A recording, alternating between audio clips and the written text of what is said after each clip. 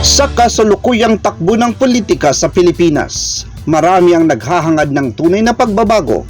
Isang leader na hindi lamang marunong magsalita kundi higit sa lahat ay may napatunayan ng kakayahan sa serbisyo publiko at malasakit sa kapwa. Isa sa mga pangalan na unti-unting sumisikat sa larangan ng politika ay si Wilson Reyes Ahmad, na ngayon ay tumatakbo bilang senador ng Republika ng Pilipinas.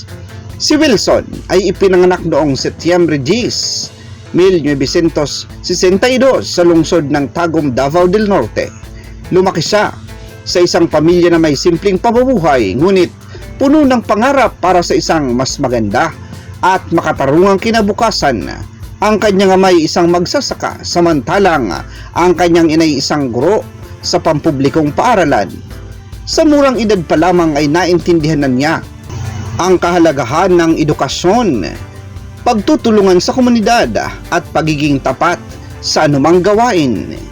Lumaki si Wilson sa isang kapaligirang may matinding pangangailangan at limitadong oportunidad.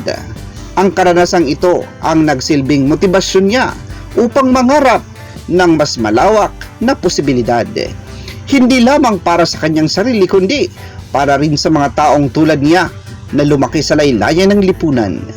Naranasan niyang maglakad ng ilang kilometro araw-araw para lamang makapasok sa paaralan, magtinda ng gulay pagkatapos ng klase upang makatulong sa pamilya at magbantay ng sakahan tuwing bakasyon upang may dagdag na kita. Mula pa lamang sa kabataan, kitang-kita na ang kanyang sipag, tiyaga at walang pag-iimbot na paglilingkod.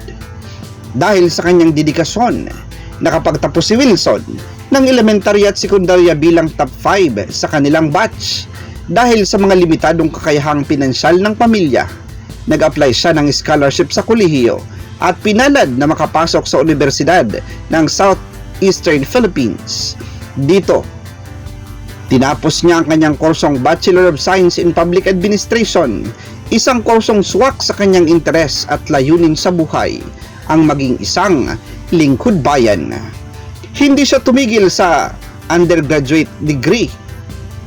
Nagpatuloy siya sa pag-aaral at kumuha ng master's degree, Master in Developmental Management, kung saan nakapagtapos siya ng ilang unit. Ang kanyang edukasyon ang nagsilbing pundasyon ng kanyang mga prinsipyong matatapat sa pamamahala, isang pamahalaan na bukas, matapat at may tunay na layunin para sa pag-unlad ng bawat Pilipino. Bago pumasok sa politika, si Wilson ay kilala sa sektor ng NGO at community development. Sa loob ng mahigit 20 taon, naging aktibo siya bilang project consultant, community organizer at development planner sa iba't ibang bahagi ng Mindanao. Nakipagtulungan siya sa mga magsasaka, mangingisda, kababaihan at kabataan upang itaguyod ang karapatang pantao, edukasyon, kabuhayan at kalikasan. Isa sa kanyang mga proyekto na naging matagumpay ay ang Kabuhayan para sa Masa, isang livelihood program na tumutulong sa mahigit 5,000 benepisyaryo mula sa mga mahihirap na komunidad sa Davao Region. Nakapagpatayo sila ng mga kooperatiba, training centers at mga lokal na merkado kung saan makabebenta ang mga mamamayan ng kanilang produkto sa mas mataas na halaga. Ang programang ito'y kinilala ng ilang national NGOs at naging modelo sa ilang rehiyon sa bansa. Maliban sa mga proyekto para sa kabuhayan ay naging aktibo rin siya sa mga advokasya para sa malinis na eleksyon, dekalidad na eleksyon at karapatang pantao.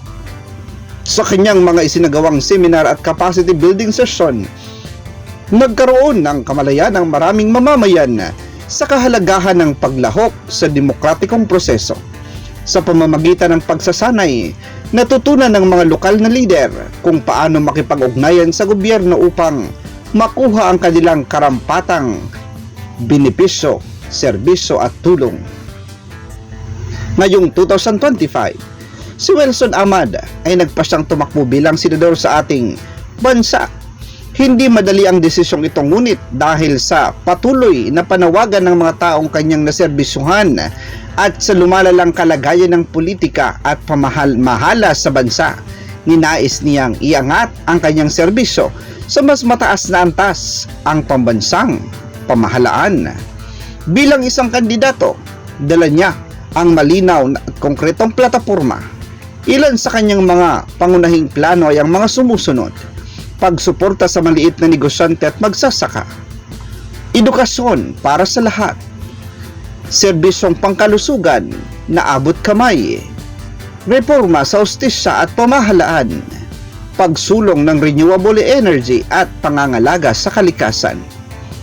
Sa lahat ng ito, pinairal ni Wilson ang prinsipyong tunay na serbisyo, hindi politika. Hindi siya tradisyonal na politiko kundi isang lider na may malalim na karanasan sa pag-oorganisa, pagpapatupad ng proyekto at pakikisalamuha sa mga karaniwang mamamayan. Sa kabila ng kanilang mga matatagumpay at sa kasalukuyang kampanya, si Wilson ay isa ring mapagmahal at responsabling ama. Ang kanyang pamilya ang itinuturing niyang pinakamahalagang inspirasyon sa kanyang buhay. Sa kanilang tahanan, siya ay isang ama na handang magluto ng almusal, maghatid sa paaralan at makinig sa mga pangarap ng kanyang mga anak. Mayroon siyang 3 anak na lahat ay maayos na ang buhay at patuloy na lumalago sa kanilang larangan. Ang pagiging ama ni Wilson ay sumasalamin sa kanyang pagkatao bilang isang lider. Malaga, makatao at handang isakripisyo ang sarili para sa kapakanan ng iba. Sa bawat kampanya, sinasabi niyang ang kanyang pinakamalaking yaman ay hindi ang titulo o parangal kundi ang kanyang pamilya at ang pagkakataong makapag-iwan ng magandang halimbawa sa susunod na henerasyon. Si Wilson Ahmad ay hindi lamang isang kandidato, siya ay isang simbolo ng posibilidad, pagbabago at pag-asa. Ang kanyang buhay ay patunay na ang mga liderato ay hindi nasusukat sa kasikatan o kapangyarihan kundi sa kakayahang magsilbi ng tapat, makinig sa mga pangangailangan ng taong bayan at magtulak ng konkretong solusyon sa mga problema sa bansa. Kung pagbibigyan ng pagkakataon, si Wilson ay handang ialay ang kanyang panahon, talino at puso para sa isang Pilipinas na mas makatarungan, mas masagana at mas makatao. Mag-subscribe sa channel na ito para sa mga videong kahihiligan ninyong panoorin. Bisitahin rin ang iba pa naming mga video sa aming mga playlist. Maraming salamat sa inyong panonood, mga kasama.